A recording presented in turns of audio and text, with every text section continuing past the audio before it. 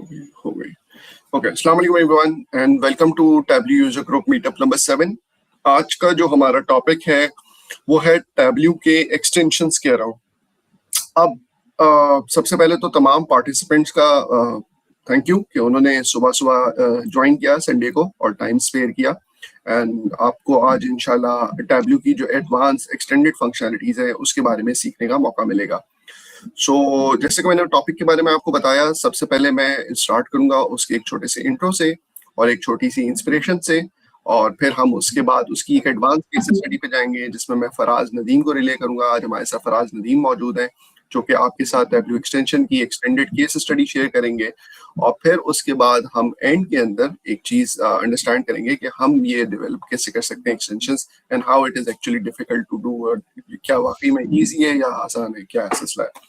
So let's begin with, मैं अपनी screen share कर रहा हूँ। आप लोग प्लीज कमेंट में फीडबैक शेयर कीजिएगा कि आप लोगों को मेरी स्क्रीन नजर आ रही है नहीं।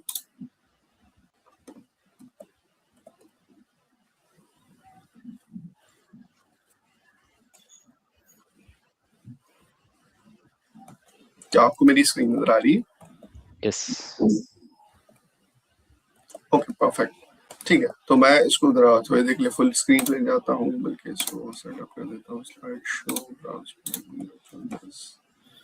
ओके, सो स्टार्ट करते हैं टैब्ल्यू एक्सटेंशंस के इकोसिस्टम के अराउंड। तो सबसे पहले हम बात करते हैं कि भाई एक्सटेंशंस की जरूरत क्या पड़ी, क्योंकि फिर उसके बाद थोड़ा सा अबाउट आएगा। तो अबाउट का एक सरसरी सिलसिला है, वो ये कि टैब्ल्यू के अंदर बहुत सारी फंक्शनैलिटीज मौजूद हैं, बट जब हम बात करते हैं विजुअलाइजेशन की तो उसके अंदर जो कैपेबिलिटीज हैं वो शो मी के अराउंड आपके पास फिक्स हो जाती हैं।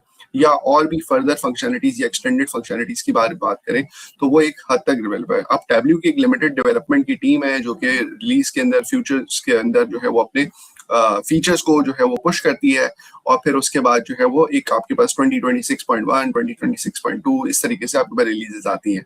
लेकिन रियल वर्ल्ड के अंदर जो बिजनेस की रिक्वायरमेंट्स या आपके पास चीजें डेवलप हो रही होती हैं कि यार आपको आइडिया है, यार मैंने इस तरीके से करना है, तो वो फौरन से टैब्ल्यू का फीचर नहीं बनता। अब उसके लिए तरीकेकार ये होता है कि टैब्ल्यू का एक फीचर रिक्वेस्ट का पोर्टल है, वहां पर सब लोग अपने रिक्वेस्ट डालते हैं, फिर वो अपवोट होता है, और फिर वो पूरी एक रिलीज साइकिल के अंदर मतलब कि पिकअप होता है। पिकअप होने के बाद फिर उनकी वो पूरी रिलीज साइकिल का पार्ट बन के फिर वो टैब्ल्यू फंक्शनलिटीज का पार्ट बनता है।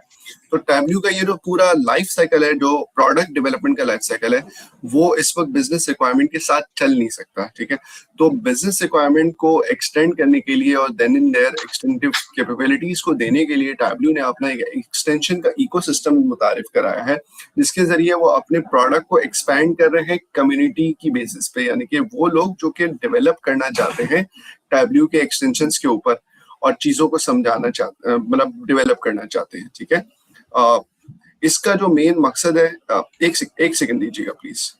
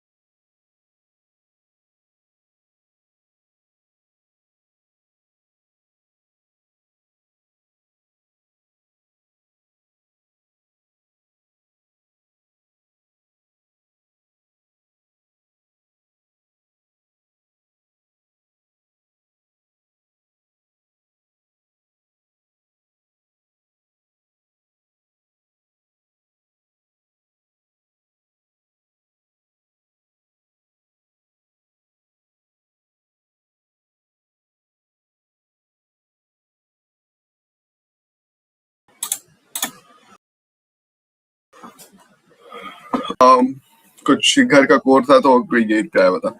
सो हम कंटिन्यू करते हैं। तो जहां तक हमने बात की थी कि टैब्ल्यू का एक इकोसिस्टम है, उसकी एक लिमिट है और प्रोडक्ट रिलीज होती है, उसका एक पूरा एक लाइफ साइकिल है, तो वो बिजनेस के पेस के साथ मैचअप नहीं हो सकता। तो हमने वहां पे बात की कि टैब्ल्यू का एक्सटेंशंस का एपीआई है जो कि टैब्ल्यू की फंक्शनलिटीज को एक्सटेंड करने का मौका देता है, और टैब्ल्यू का जो प्रोडक्ट स्वीट है उसके साथ आप इंटीग्रेट करते हुए सेफ तरीके से टैब्ल्यू के डेटा के साथ आप मैनिपुलेट कर सकते हो, अपने बिजनेस रिक्वायरमेंट के मुताबिक उसको विजुलाइज कर सकते हो, बहुत सारी चीजें कर सकते हो।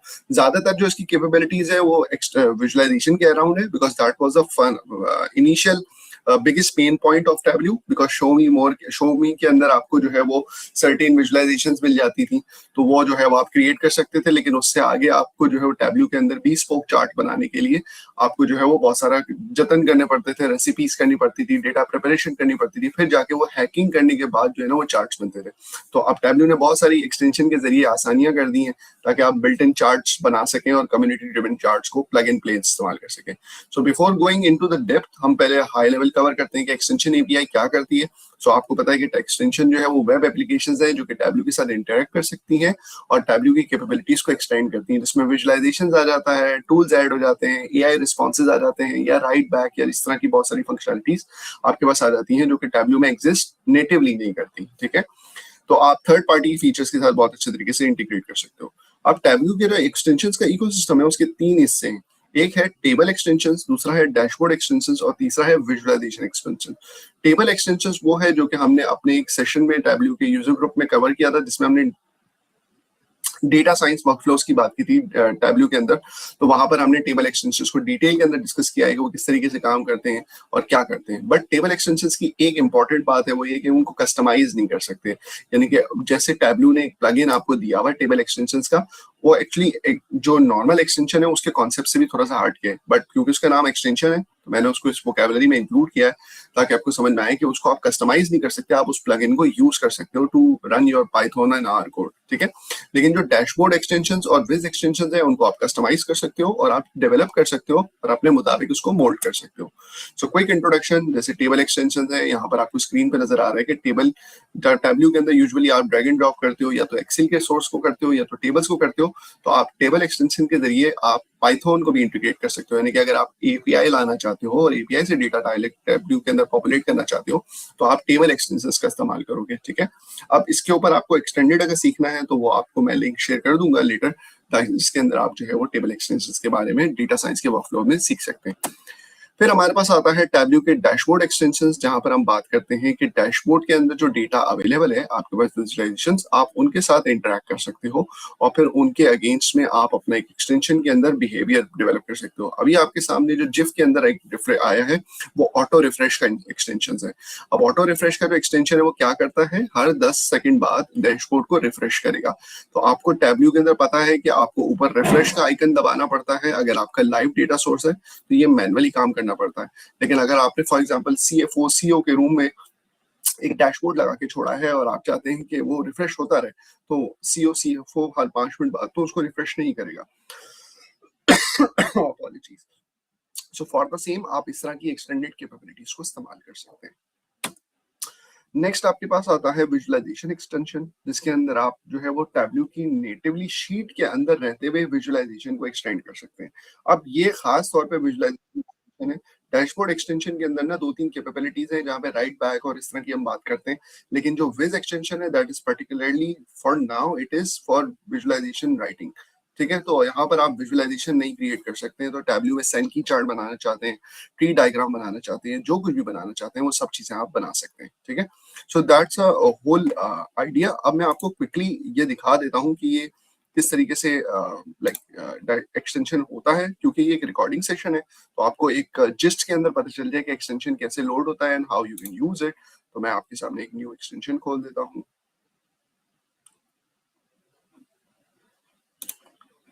Okay, so just a second, let me just open it, control new.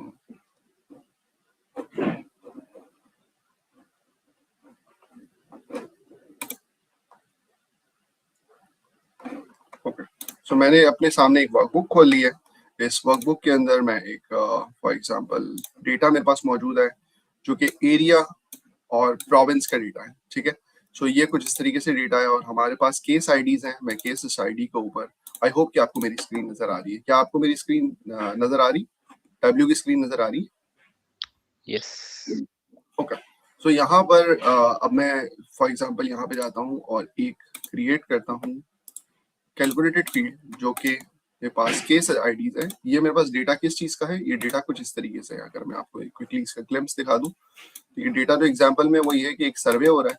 उस सर्वे के अंदर आपके पास केस आईडीज मौजूद हैं, लोगों ने कंप्लेंट्स करी हैं।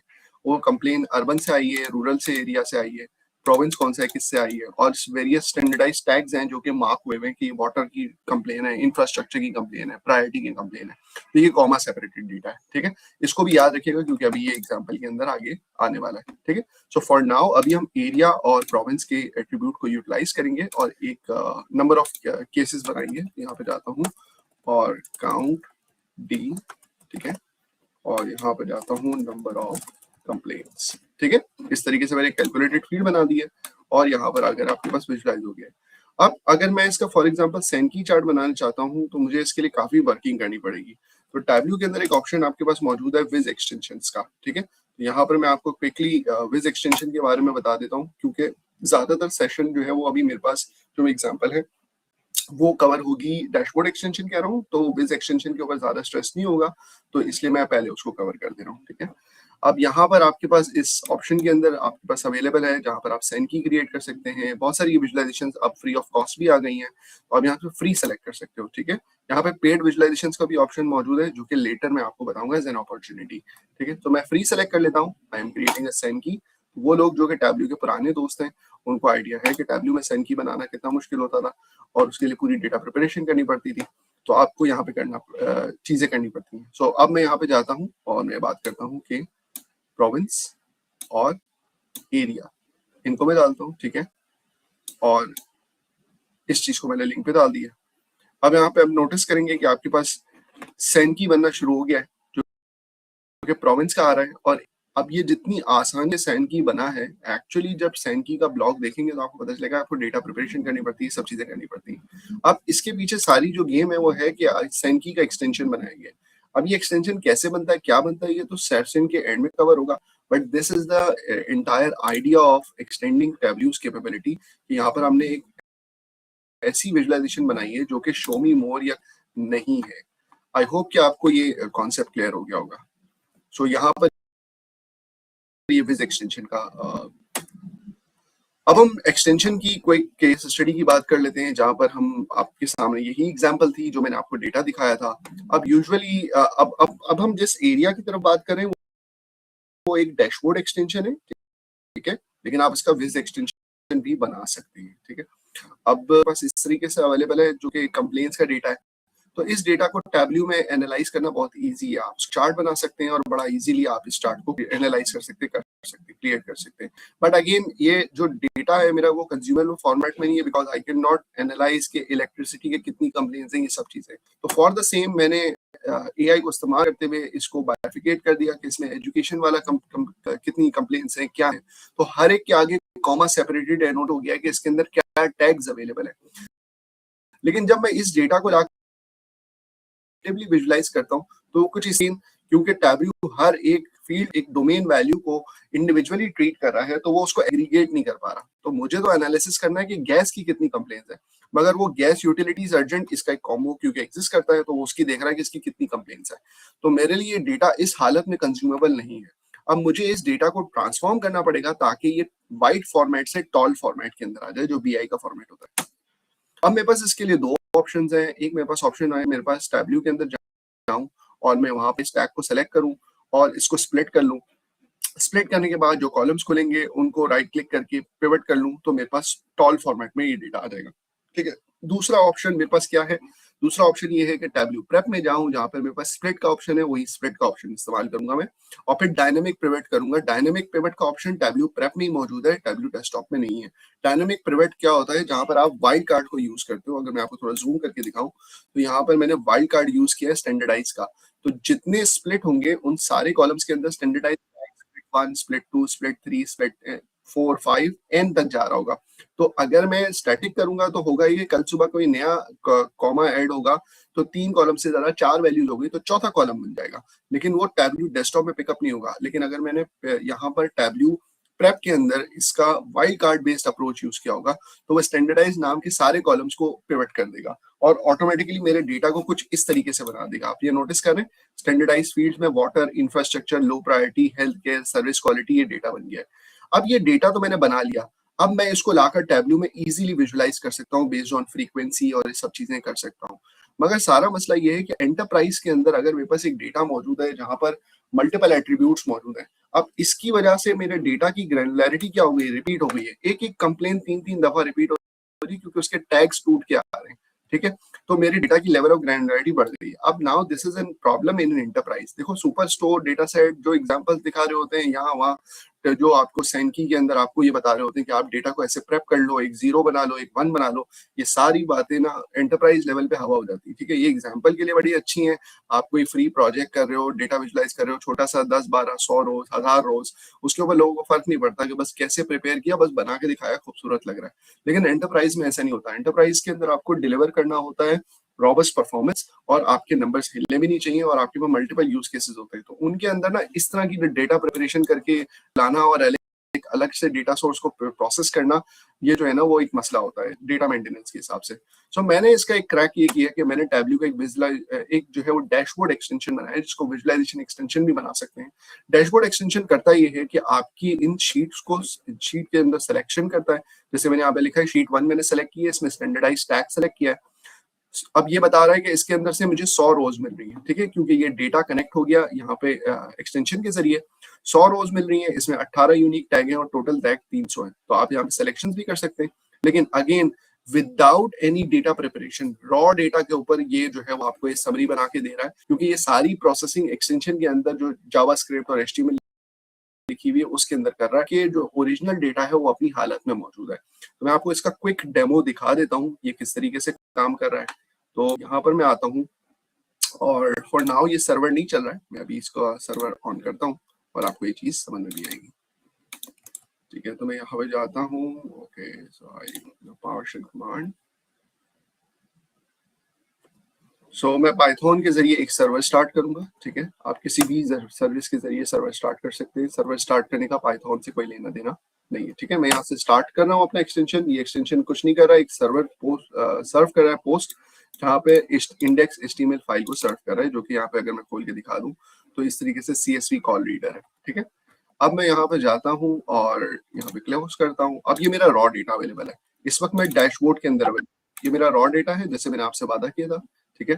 और अब मैं आता हूँ यहाँ पर टैबल्यू के एक्सटेंशन, सॉरी, ओके, सो हम यहाँ पर जाते हैं एक्सटेंशन और यहाँ पर क्योंकि ये मेरा अपना बनाया हुआ एक्सटेंशन है तो ये पब्लिकली अवेलेबल नहीं है, ठीक है। तो मैं यहाँ पे एक्सेस लोकल एक्सटेंशन करता हूँ। तो अगर आप कहीं गिटहब से कोई लोकल एक्सटेंशन डाउनलोड करते हैं तो वो भी यहाँ पर आपके आप जो है वो सिलेक्ट कर सकते हैं, ठीक है। मैं यहाँ से अपनी लोकेशन देता हूँ उसको, ठीक है। तो यहाँ पर CSV analyze.trex की फाइल है, एक्सटेंशन की जो फाइल्स होती है वो .trex के नाम से होती है, ठीक है। अब ये यहाँ पे मुझे कह रहा है कि आपको इजाजत दे रहे हैं कि ये जो एक्सटेंशन एक्सेस करना चाह रहा है आपकी शीट्स के डेटा को वो कर सकता है। मैंने कहा बिल्कुल ठीक है, मैं ट्रस्ट करता हूँ। अब ये यहाँ पर आ चुका है, ठीक है। अब मुझे इसको कॉन्फ़िगर करना पड़ेगा सबसे पहले, तो मैं कॉन्फ़िगर करता हूँ। यहाँ पर मैंने शीट 1 सेलेक्ट किया क्योंकि मेरे डैशबोर्ड पे शीट 1 अवेलेबल है। ये सारी शीट्स को ऑटोमेटिकली फैच कर लेता है, 10-12 शीट जो भी डालोगे वो उसमें से कोई भी एक सेलेक्ट कर लेगा, ठीक है। फिर आप यहाँ पर सिलेक्ट कर सकते हैं case ID, complaint text, standardise text. अच्छा, इसका फायदा ये है कि इवन अगर मेरे पास एक ही डेटा सोर्स में जब प्रॉब्लम गेट्स कॉम्प्लेक्स, एक ही डेटा सोर्स में मेरे पास मल्टीपल कॉलम्स हो जो कि कॉमा सेपरेटेड हो, तो आप सोचिए कि उसकी डेटा प्रिपरेशन का जो टास्क है वो कितना हैवी हो जाएगा और कितना डेटा डेंसिफाई हो जाएगा और ईच कॉम्बिनेशन ऑफ रोज फिर आपको उसको प्रोसेस भी करना पड़ेगा। तो इंस्टेड हम रॉ डेटा के ऊपर ही काम कर रहे हैं, लेकिन सारी हैवी लिफ्टिंग जो है वो कौन करेगा, एक्सटेंशन करेगा।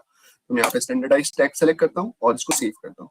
जैसे ही मैं इसको सेव करूंगा तो ऑटोमेटिकली इसने इस डेटा को एनालाइज कर लिया और इसको हम वैलिडेट भी कर लेते हैं। किस तरीके से वैलिडेट कर सकते हैं, यहाँ पर ये दिखा रहा है अर्जेंट की 42 कंप्लेंट्स है, ठीक है। तो लेट्स ट्राई टू सी कि अर्जेंट की 42 कंप्लेंट्स है या नहीं।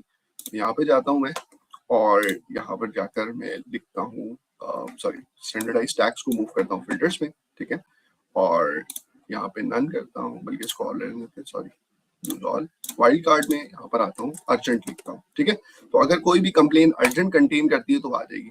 आप ये नोटिस करें बॉटम राइट पे लिखा हुआ आ रहा है 42 marks, 42 rows, 1 column, and this is the same thing that this extension is telling कि यहाँ पर जो अर्जेंट की फ्रीक्वेंसी है वो 42 है। अगेन इस एक्सटेंशन को और भी हम बेहतर कर सकते हैं, जिसके अंदर हम ये भी सेलेक्ट करें कि हमें काउंट डिस्टिंग करना है पर्टिकुलर कॉलम के ऊपर, तो वो भी वो वर्किंग कर सकता है। ये भी हम थोड़ा सा कवर करेंगे लेटर सेक्शन के अंदर। But that was a very very quick idea of how extensions work, और ये डैशबोर्ड एक्सटेंशन की पहली एग्जांपल थी आपके सामने। अब मैं क्विकली सेशन को रिले करूंगा to our friend Faraz Nadeem, जो कि बीआई मैनेजर है अफिनिटी के अंदर, और वो आपके साथ अपना यूज केस नंबर 2 शेयर करेंगे, जो कि एक्सटेंडेड राइट बैक के हवाले से। तो ओवर टू यू फराज, आप प्लीज अपनी स्क्रीन शेयर कीजिए। Thank you, Misam. So, Assalamu alaikum, everyone. Can you guys hear me? जी फराज, आपकी आवाज आ रही है। All right. So, basically, little bit of introduction about myself. I'm basically a mechanical engineer. 2018 में मैंने NAD से pass out किया था, but then I switched my job, I switched my field to data sciences, and now I'm working as a BI manager at Affinity. So, yep, that's it.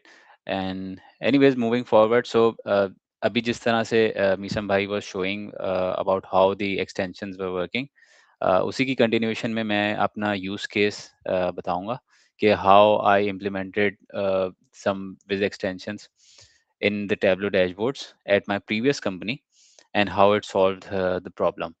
सो मीसम भाई ने तो बहुत ज़्यादा अच्छी तरह से और डिटेल में बता दिया, बट प्रॉब्ली क्योंकि दैट वाज वो जो भी रिसोर्स थी जो वहाँ पे मैंने लगाई, that is a part of the previous company, so I won't be able to show the team that in complete working, but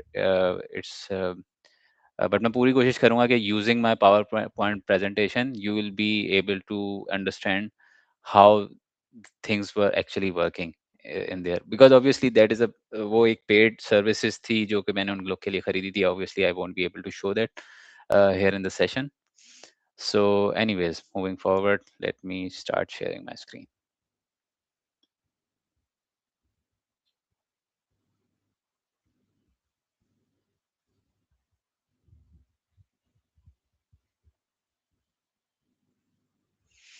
Yeah, so can you guys see this slide number 1? जी बिल्कुल Faraz, right back extreme लिखा हुआ है। Yep. So yes, so right back extreme info topics की एक extension है जो कि मैंने अपने प्रीवियस वर्क प्लेस में लगाई थी, और इस right back extreme by info topics actually offers various types of solutions within the dashboard, but we only utilized one part of it because business case ही ऐसा था कि उसके अंदर हमें एक ही चीज चाहिए थी. तो अब in the next slides, to understand how this right back extreme came into solving our problems, थोड़ा सा ना बिजनेस केस समझना पड़ेगा about हमारी जो प्रीवियस कंपनी थी उसकी. सो थोड़ा सा इंडस्ट्री कॉन्टेक्स्ट में दे दूं तो हमारी जो in the last place where I used to work at, they the name of the company was Vector Health Compliance, and they actually help pharmaceutical companies in filling their financial relationships uh, transactions with their healthcare professionals. So basically होता ये है कि अगर पाकिस्तान में भी आप किसी doctor के पास जाएं तो क्लिनिक के बाहर सेल्स रैप खड़े होते हैं. तो सेल्स रैप खड़े होते हैं तो बेसिकली वो सेल्स रैप आए हुए होते हैं डॉक्टर के पास ये बात करने के आप हमारी प्रोडक्ट को डॉक्टर्स को और पेशेंट्स को रिकमेंड करें, तो हम आपको ये देंगे, हम आपको फॉर एग्जांपल हम आपको यहाँ खाना खिलाएंगे या ये करेंगे. सो हम आपको नॉर्थ ऑफ पाकिस्तान का टूर वगैरह वगैरह कराएंगे. So this is actually legal, and this happens all around the world. This happens in US as well.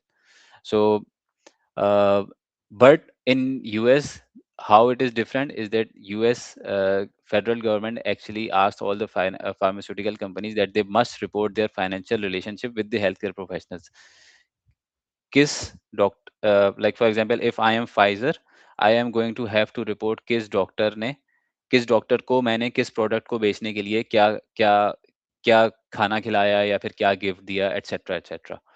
So what our company used to do is like Vector Health Compliance, my previous workplace used to assist pharmaceutical companies in doing so. यानी कि वो companies के पास जाती थी और वो कहती थी आप अपना पूरा ट्रांजैक्शनल लॉग दे दें, हम आपके लिए रिपोर्ट बना देंगे और हम ही आपके लिए फेडरल गवर्नमेंट के पोर्टल पे हम आपको सबमिट कर देंगे. ठीक है, तो this was the use case. तो लेकिन इसके अंदर हमारी लैकिंग ये थी कि when the pharmaceutical companies used to give us their entire dump of transactions and we used to clean it, so the companies never got the visibility कि हम कितना ज़्यादा उनके डेटा को साफ साफ कर रहे हैं. तो बेसिकली ये होता है कि whenever in the government portal the report is being submitted, तो मसला ये आता है कि गवर्नमेंट के ना कुछ रूल्स एंड रेगुलेशंस हैं. There is a list of doctors, there is a list of verified practising verified physicians, and they have their specific ID, they have their specific licence code. तो होता क्या था कि client की तरफ से जो डेटा आता था ना, तो उसके अंदर नंबर नेम की स्पेलिंग गलत होती थी, नेम के साथ जो आईडी लगी हुई है वो गलत होती थी. इस तरह के बहुत सारे मसले मसले मसाइल हुआ करते थे. तो our team used to solve it behind behind the close curtains, so the client never got the visibility कि हम कितना ज्यादा उनकी एक एक ट्रांजेक्शन को साफ करने में लगा रहे हैं. सो इसी ये बात अभी मैंने आप लोगों को बोली है, इसको थोड़ा सा विजुअलाइज किया हुआ है कि what was happening before and what is happening now. So let's just look at the before picture and not look at the after picture. In the before picture, the raw data was coming in and there was manual data cleaning and governance process using SQL and Excel. There was no visibility to the client, and और client जो है Tableau पे हम aggregated data देखता था और उसके अंदर drill down भी होते थे, तो वो down to a transaction level भी देख सकता होता था. But the problem was उसको clean data ही मिलता था हमेशा. ठीक है, और फिर हम उसके लिए सबमिट भी कर दिया करते थे. तो ये वाली चीज़ है ना, ये वाली चीज़ उसको कभी महसूस ही नहीं होती थी कि हाउ मच कितनी ज़्यादा ट्रबल से हम गुज़र रहे हैं टू क्लीन देयर ट्रांज़ैक्शन. एक ट्रांज़ैक्शन के अंदर 4 मसले नहीं, 10 मसले भी आते हैं. एक ट्रांज़ैक्शन के अंदर कभी-कभी 1 मसला आता है. ठीक है, तो just to solve this case हमने कुछ ऐसा करना था within our Tableau dashboards, क्योंकि ऑब्वियसली एक नए सिरे से कुछ और बनाना ज़्यादा मुश्किल होता है as compare to existing environment जो कि हमारा टैबलो था, उसी के अंदर हम कुछ लगा देते तो वो ज़्यादा आसान था. तो within our Tableau dashboard हमने कुछ इस तरह का करना था कि विजिबिलिटी भी बढ़े, क्लाइंट की कैपेबिलिटी भी बढ़े. मतलब client should also have the capability to correct the records. वैसे तो वी डोंट रिकमेंड, हम क्लाइंट को बता के हम खुद किया करते हैं, that is the best practice, but we also give them the access. Anyways, तो विजिबिलिटी भी बढ़े और एक तरह से लॉग्स भी बढ़ें. कि कभी कभी ऐसा होता है कि क्लाइंट हमें कुछ बताता है कि ये ट्रांजैक्शन में जो ये गलती है ना, इसको ऐसे कर दो तो सॉल्व हो जाएगी, but at the time of submission at the year and वो सबमिट फिर भी नहीं हो रही होती, तो क्लाइंट हमें दोबारा बताता है. तो there is no log log being generated. तो बेसिकली इसका ना लॉग जनरेट नहीं हो रहा था, तो फिर मसला ये होता है कि जो फेडरल गवर्नमेंट है यूएस की, they don't penalize you straightforward for not submitting the report sahi se, but they can penalize the pharmaceutical companies very heavily, and this happens after every 4 to 5 years something goes wrong, and और जो companies होती हैं उनके ऊपर आराम से millions of dollars का fine लगता है. तो this actually happens, and basically होता ये है कि जो जो जो फार्मास्यूटिकल फर्म्स होती हैं ना, वो कभी ना कभी किसी ना किसी डॉक्टर को गलत तरीके से गलत चीज बेच ही देती हैं यूएस में. ठीक है, तो what this party does is basically it goes back into the transactions that were provided, और फिर वो ये देखती हैं कि ये अब this transaction look shady, this transaction ये ट्रांजैक्शन मुझे गलत लग रही है, और फिर ना वो बैक ट्रैक करते हैं और फिर फार्मास्यूटिकल कंपनीज अपने आप को डिफेंड करते हैं. तो just to prepare the pharmaceutical companies in order कि इस तरह की कोई केस फाइल होता है, इसलिए ये एरर रेजोल्यूशन पोर्टल बनाना हमारे लिए बहुत ज़्यादा ज़रूरी था. नॉट जस्ट फॉर कि हम एक क्लाइंट को बता सकें, बट ऑल्सो कि अगर कुछ ख़राब होता है तो हम फेडरल गवर्नमेंट को भी बता सकें. मतलब we can help the client protecting their case to the federal government, के इस तरह से हमने इसको डील किया था. वो डील नहीं हो पाया, but they can have the complete transparency over it. So anyways, moving forward, so this is how the end product of the error resolution portal looks like. In the next slide, I will basically tell you guys like how this actually was working. But in this slide, I'm starting with telling you the end product. So for example, error resolution portal, the one we created was on Tableau Online, and that is nothing but a simple dashboard. In that dashboard, at the top, there would be a normal table, and at the bottom, there would be a form. Normal table के अंदर सारी transaction आ रही होंगी, like this is the transaction number 1, this is the original record, what is the number of errors, 0, what is the error description, there is no error description because errors are 0, and everything after this line is the actual transaction. These columns are created by yourself for the error resolution portal, and these are the columns that will actually get submitted in the portal later on. Anyways, so what is happening is like we feed in the raw data to the error resolution portal, and the error resolution portal can give back records like this. Like for example, for this record, the portal is saying that this is the original version of the record. It has 0 errors, and obviously there is no error description, and this is how it looks like. Now coming to record ID number 2. Record ID number 2 is basically telling like there is one error where the doctor name is not matching. Doctor name is Paul Davis, and amount, this is the amount, and this is the payment type. So at the bottom, you can see that there is another record ID of record number 2, but this is the attempted fix. So someone might have come in and fixed this record. Someone from our side of the customer delivery, uh, or from the client side, might have came in and just tried to fix this, and now it is showing like this is no longer Paul Davis, it is actually Paul David, and this is an attempted fix, and now the errors are 0. So all of the other attributes remain same, and only one of the attribute changed. Similarly, there is another example of transaction number 3 where the original record says that the cost is too low for a consulting fee. So the consulting fee is $23, which is very low for a like US में अगर doctor को दिखाने जाते हैं तो that is easily 2000 or $5000 अगर कोई proper consulting होती है. Anyways, so that also was fixed by someone, and there can be columns over here. वो बस समझाने में आसानी के लिए मैंने यहाँ पे बनाया नहीं कि like the user ID and everything. So you can see like now when it's fixed, the amount has been increased, that's why it is fixed. So I'm actually telling you the end product, और एक और बात ये कि like how it actually works. Like होता क्या था कि like एक बंदा रिकॉर्ड आईडी पे क्लिक करेगा, और राइट बैक एक्सट्रीम का एक्सटेंशन नीचे जो है रिकॉर्ड आईडी को खुद से फिल कर देगा. Doctor ID, doctor name, amount और payment type, I can choose कि ये खुद से सारे फिल हो जाएं of the record ID that has been selected, और आई कैन चूज कि वो खाली रहें. और फिर आई कैन ऑल्सो चूज कि इनमें से कितने जो हैं वो ड्रॉप डाउन में खुल जाएं. Probably the payment type is always a drop down, because payment type की सिर्फ 5 से 6 ही एक्सेप्टेबल वैल्यूज होती हैं. Amount is a numerical. Doctor name and doctor ID भी एक बस टेक्सचुअल है. तो एनीवेज, तो जैसे ही आप इस पे किसी पे भी क्लिक करते हैं, रिकॉर्ड आईडी खुद से फिल हो जाती है. रिकॉर्ड डॉक्टर आईडी आप चेंज कर सकते हैं, डॉक्टर नेम भी आप यहाँ डाल सकते हैं, अमाउंट डाल सकते हैं, और वो डाल सकते हैं.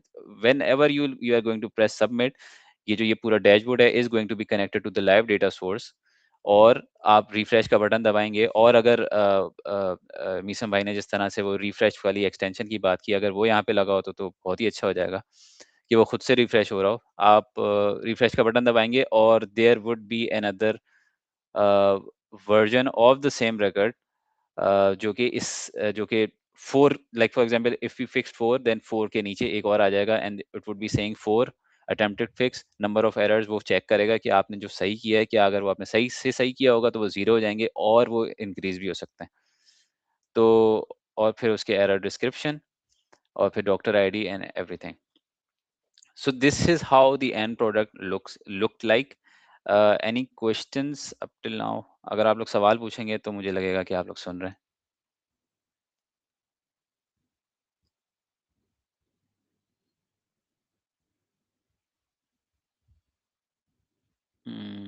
I have a question. Can you hear me? Yes, I can hear you. अच्छा, क्वेश्चन ये था कि आपका जो ये डैशबोर्ड है इसके अंदर जैसे आप ये अटेम्प्टेड फिक्स के बाद मतलब डुप्लीकेशन जनरेट कर रहे हैं, तो were you like using some other table to like have the final values and extracted that those values and like submitted those that table as input for the yep, yep, yep. अच्छा, so alright. Yep, so what happens is that ये error resolution client जो है हमें data देता था at a quarterly basis, ठीक है? Even अगर वो डेली भी डेटा देता है तो वो चेक जो है वो क्वार्टरली करता है। तो फिर हम ये क्या करते हैं कि ये क्वार्टर में ये पूरा चलने देते हैं और at the end of the quarter हम क्या करते हैं कि सारे ऐसे रिकॉर्ड्स जिसके अंदर एरर ज़ीरो हैं और भले से वो ओरिजिनल हैं या फिर अटेम्प्टेड फिक्स हैं, उनके जो डिस्टिंक्ट वैल्यूज़ हैं, वो हम लेके वो फिर हम आगे फॉरवर्ड करते हैं और वो हम इसके अंदर डालते हैं। लाइक वो जो वाला डेटा है जो कि सही हो रहा है that used to stay here for like 2-3 months, and then उसके बाद जो है वो जब जब क्लाइंट कहता है नाउ इट्स ओके, तो फिर वो हम उसको इस जगह पे उसको फॉरवर्ड करते हैं, लाइक इन दी मतलब क्लाइंट के जो दूसरे डैशबोर्ड्स हैं, यानी कि जहाँ पे पाई चार्ट्स हैं और एवरीथिंग वगैरह वगैरह। एनीवेज, ठीक है। तो if there are no more questions, so I am going to go to the next slide. Okay. All right. So, revisiting what I actually told, that before the new system, the client provided raw transactional data. Internal teams clean the data offline in Excel or in SQL database. Clients only saw the final clean data set. Uh, जिसकी वजह से no visibility हो रही थी, no audit trail, difficult to explain data adjustment और reduce client trust. But right back लगाने के बाद हमें ये वाली चीज़ जो है हमने उसको वो कर लिया, केटर कर लिया। Anyways, let's move to the workflow. So before you actually start looking at the workflow diagram, let me just tell you one thing. Like Writeback Extreme का जो extension था, this was not the only thing that actually helped us build it. बहुत सारा काम जो है SQL database में using views, using tables हुआ है, और बहुत सारी टीम की अपनी क्रिएटिविटी भी लगी है, तो वो उस सबका जो जो जो कॉम्बिनेशन है ना, only that helped us actually make this solution. So right back extreme is nothing but a simple solution which can send data back to the database. इससे ज्यादा कुछ भी नहीं है। मतलब इट्स अ सिंपल सॉल्यूशन जो कि आपके डैशबोर्ड के अंदर लग जाएगा, थोड़ा सा एसोसिएट करेगा आपके डेटा के साथ, और बस आपको आपका जो डेटा है एक नई रो एक नए टेबल में आपके डेटाबेस में फेंक देगा, बस इससे ज्यादा वो कुछ भी नहीं करता। ठीक है, and I think that is more than enough. Anyways, so moving forward, तो होता क्या था कि हमारे एसक्यूएल डेटाबेस के अंदर रॉ डेटा आएगा, एंड लाइक फॉर एग्जांपल, जिस तरह से एक इंजन वर्क करता है ना, like what's the work flow, how the energy is moving across, तो कुछ उसी तरह का ही यहाँ पे वर्क फ्लो आप लोगों के सामने है। तो at the very start, like the raw, एक बहुत ज़्यादा इम्पोर्टेंट चीज़ जो जो इस सारी चीज़ को वो कर रही है, जो होल्ड की हुई है, वो है एसक्यूएल में बने हुए हमारे अपने SQL checks, which is basically nothing but a combination of SQL simple case statement, like if the payment type is food and the amount is $1,000, then raise an error कि ये food के लिए amount बहुत ज़्यादा है। If the payment type is consulting, the amount is $23, then raise is less than, is like someone like somewhat like $23 or less than $100, then raise an error क्योंकि consulting फी की इतनी कम होती नहीं है। If the doctor ID is not matching with the provided list from the government, कि मतलब इस doctor ID के अगेंस्ट ये नाम नहीं बनता, तो आप एरर जनरेट करो। इस तरह से एसक्यूएल चेक्स जो हैं वो बेसिकली एसक्यूएल चेक्स की एक प्रॉपर एक क्वेरी है, एक व्यू के अंदर सेव्ड है वो, और एसक्यूएल ट्रिगर्स एटसेट्रा, तो वो लगी हुई है, और वो बेसिकली रॉ डेटा पे भी लगती है, और वो अटेम्प्टेड जो वो डेटा जो कि इससे आता है, राइट बैक से आता है, उस पे भी लगती है। So basically whenever a person submits an error, that that goes back to our submits some fixation over an error, so that particular data goes back into our SQL database, और SQL database पे ये जो attempted fix वाले records हैं और जो raw data है इसके ऊपर union all लगता है, in so and that unified view goes through that SQL checks, and that SQL checks के बाद जो डेटा बनता है वो आपको एरर रेजोल्यूशन पोर्टल में दिखना शुरू हो जाता है, and it is all live. और एक और चीज ये कि जब ट्रांजैक्शंस ज्यादा हो गई थी in my experience, so live वाला कनेक्शन जो है वो काम नहीं कर रहा था, so we push some of the dashboard to a refresh of if I remember correctly, to a 15 minutes. Anyways, that's another topic. So this is how the life cycle was working, and I will be really glad if you guys can ask some questions. Kyunki this is a little bit tricky to understand, and obviously there should be some questions. अच्छा फराज, अस्सलाम वालेकुम। वालेकुम अस्सलाम। अच्छा, आपने बताया कि जब आपका डेटा इस प्रोसेस से गो थ्रू हो जाता है तो उसके बाद यूनियन ऑल करके आप रॉ डेटा लेकर आ जाते हैं, तो it contains your previous data and the all the data which on which the action have been applied. तो फिर उसके बाद आप एक और कुछ चेक या फिल्टर लगाते होंगे डेफिनेटली, जब उस पर आपको एनालिसिस करना है कि वो डेटा अलग कर लो जो प्रीवियसली था, और फिर बाद में हम उस डेटा पे काम करेंगे कि जो अब जिस पे प्रोसेस अप्लाई हो चुका है। यप ऐसे ही है? यप जी जी, बिल्कुल ऐसा ही है, बिल्कुल ऐसा ही है। तो और the reason that we are continuing with the raw data and also with the attempted fix is we wanted to create the audit trail, like 2 का एक attempted fix है, ऐसा भी होता है कि record ID 2 के 4 attempted fix हों। कभी कभी एक बंदे ने उसका नाम लिखने की कोशिश की बट उसने गलत लिख दिया, अच्छा, उसमें समझ गया 4 कि एरर्स थे। उसका रीज़न दोनों लाने का रिकॉर्ड ये रीज़न है कि ताकि उसकी एक ट्रैक रिकॉर्ड मौजूद रहे आपके पास। तो हाउ डू यू मेक जी श्योर जी जी कि जी। आपको फाइनल कौन सा आउटपुट चाहिए? क्या इसमें भी कोई एक फ्लैग कॉलम यूज़ कर रहे हैं आप? हाँ, हाँ, हाँ, वो बेसिकली मैंने अभी यहाँ पे नहीं दिखाया। तो बेसिकली कुछ इस तरह से है, when the record type is original and the errors are record type is original और attempted fix and the errors are 0, तो फिर उसके बाद वो एक और चेक लगता है कि वो रिकॉर्ड आईडी डिस्टिंक्ट हो, etcetera, etcetera. That okay. That is also not as simple as I am talking about it. तो हाँ, उसमें यही है कि फिर हम सारे डिस्टिंक्ट लेते हैं और सबका बेस्ट वर्ज़न लेते हैं, और कभी-कभी वो बेस्ट वर्ज़न भी ना सफिशिएंट इनफ नहीं होता, क्योंकि क्लाइंट या तो सो रहा होता है या फिर चाह ही नहीं रहा होता कि हमारी जवाब दे, तो उसको फिर मीटिंग में बुला के हम बोलते हैं कि भाई ये ट्रांजैक्शन है, इसकी बात करनी पड़ेगी तुमने हमसे। तो वो फिर हमने वर्बली डिस्कशन ही करनी पड़ती है। तो यस मतलब इसका ये है कि ये हमारा बहुत सारा जो मैनुअल लेबर है कम हो रहा है, लेकिन to some extent manual labour अभी भी जो है वो करना पड़ता है, क्योंकि जो है मतलब जहाँ क्लाइंट की बात आ जाती है तो obviously we can not tell them ना कि आपने तो वो भरा ही नहीं, आपने तो देखा ही नहीं अपना एरर रेजोल्यूशन पोर्टल, हम क्या करें? वी कैन नॉट से दिस। अच्छा, एक और क्वेश्चन है मेरा इसमें, जैसे आपने बताया कि कंसल्टेंसी फीस जो थी वो 230 मेंशन कर दी, तो 230 क्या एरर था या एक्चुअली उसने 230 ली? और वो एक्चुअली वो ये चीज़ जी सारी सीक्वल में डिफाइन हो रही है कि एक्चुअल कितनी थी और लेनी जी जी कितनी जी। चाहिए थी?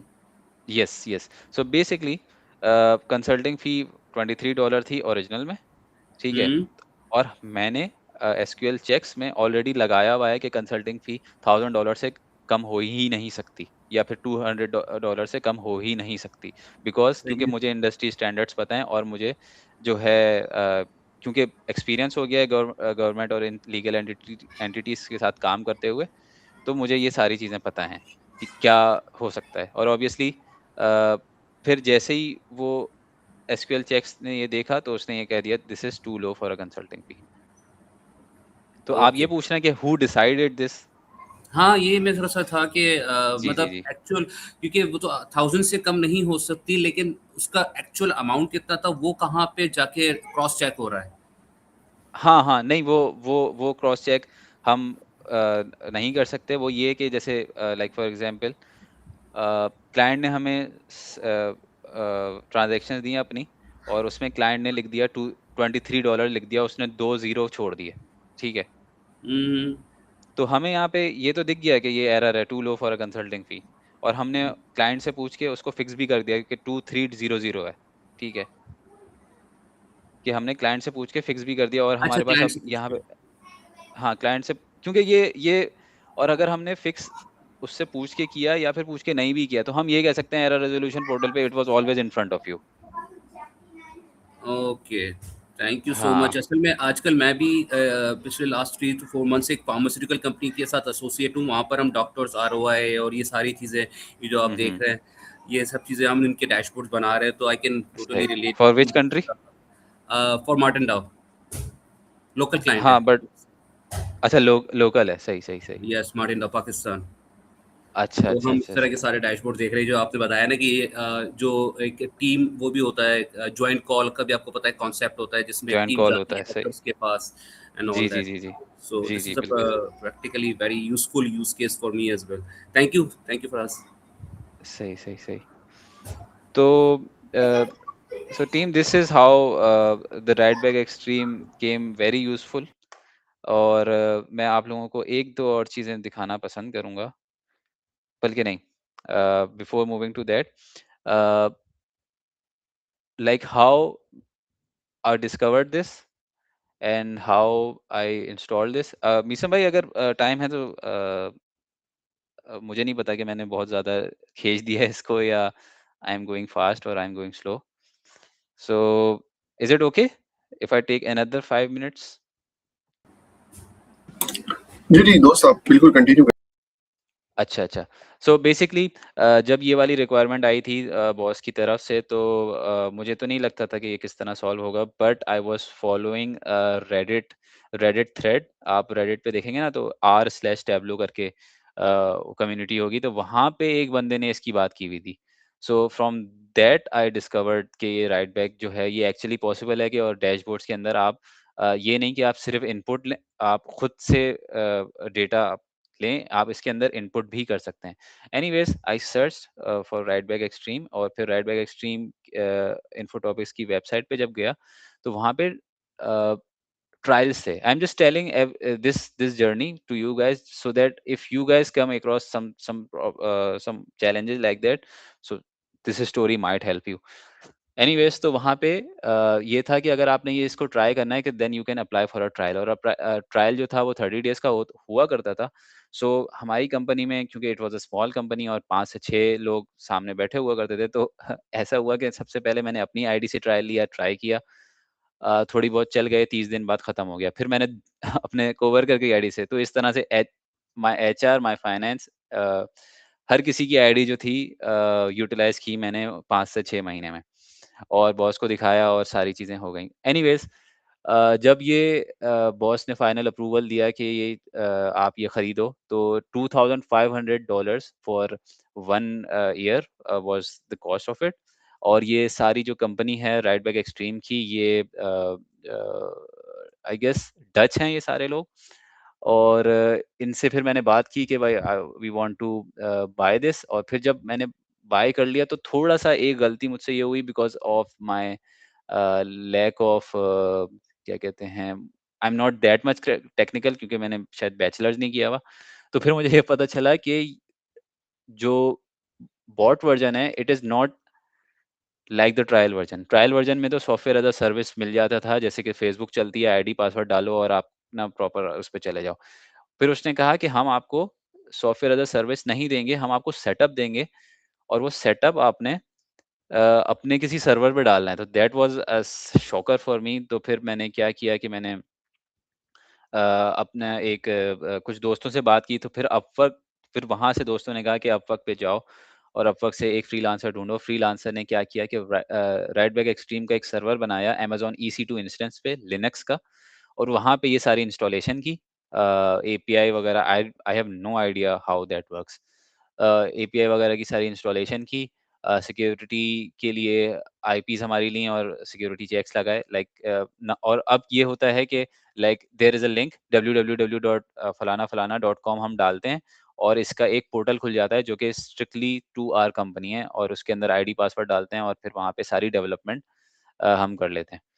सो दिस मतलब this was something that was जो कि बहुत मेजर थी इसको अप एंड रनिंग लाने में, बट अल्हम्दुलिल्लाह वो भी हो गया था, क्योंकि if you ask the right question to the right people and then reach out at Upwork, तो आई थिंक प्रॉब्लम सॉल्व हो जाती है। और फिर उसके बाद मैं आप लोगों को ये बताता हूँ, और फिर उसके बाद ये फिर मैंने पोस्ट भी डाली थी जो कि जिसके अंदर I basically thanked this Vincent. Vincent is basically the technical person from Infotopic right back extreme. So he was very much connected with me and with the freelancers कि किस तरह से इसकी डिप्लॉयमेंट की जाएगी। तो they are a very small company and they are very, मतलब इससे अगर मैं अभी मीटिंग रखूँ ना, ये तो ये मेरे साथ शायद मैं अभी रखूँ तो ये मंडे या ट्यूसडे को मेरे साथ मीटिंग कर लेगा, और he would be very curious to know क्या प्रॉब्लम है, किस तरह से वो सॉल्व कर सकता है। सो इसलिए मेरा एक्सपीरियंस इन लोग के साथ बहुत अच्छा रहा था। तो yep, that's it. Or I think telling this helps. So yes, if there is any more question regarding the previous slides or anything, so you guys can just ask.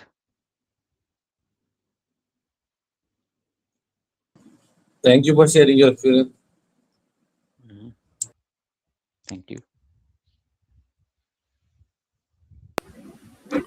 Okay, Zabardast Faraz, congrats on your first TUG speakership.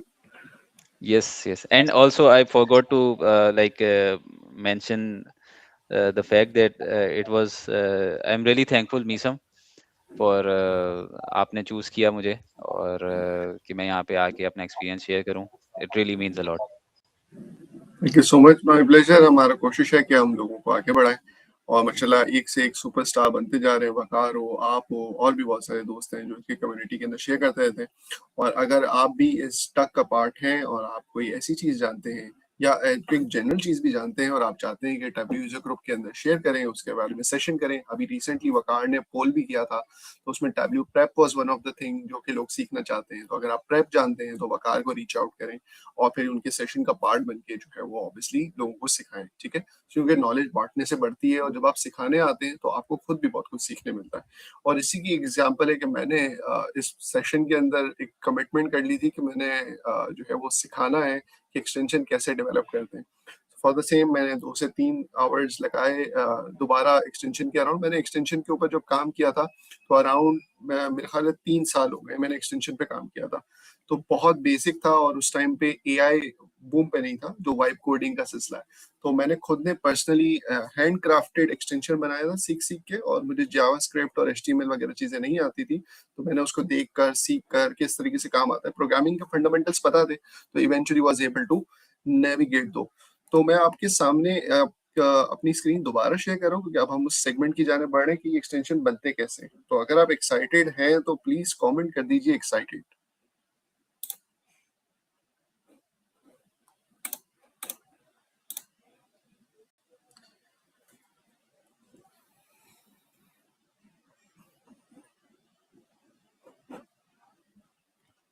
All right, perfect, thank you so much.